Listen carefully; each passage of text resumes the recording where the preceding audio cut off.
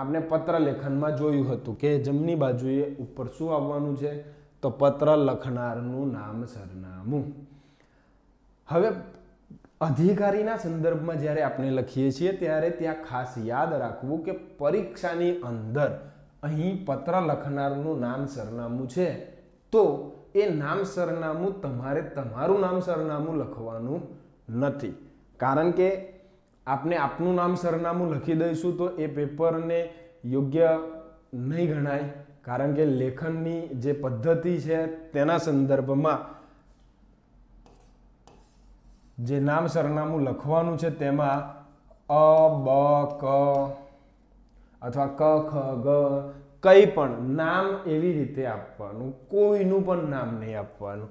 સરનામામાં પણ સરનામું 1, સરનામું 2 અને છેલ્લે તારીખ. ઓકે, કારણ એટલું જ છે કે પરીક્ષાની અંદર તમારું જે માર્કિંગ થઈ રહ્યું છે તેમાં તમે તમારું નામ, તમારું સરનામું કે કોઈપણનું નામ સરનામું લખી ન શકો જો પ્રશ્નની અંદર એની તમને લગભગ ચોખવટ કરેલી જ હશે કે તમે ફલાણા પ્રકારના અધિકારી છો, તો એ અધિકારીના સંદર્ભનું જે સંબોધન છે એ તમે ત્યાં લખી શકો. ક્લિયર?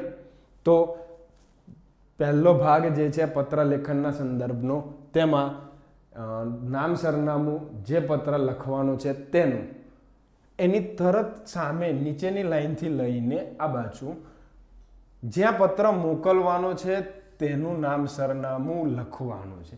એ લખતા પહેલા સંબોધન લખો.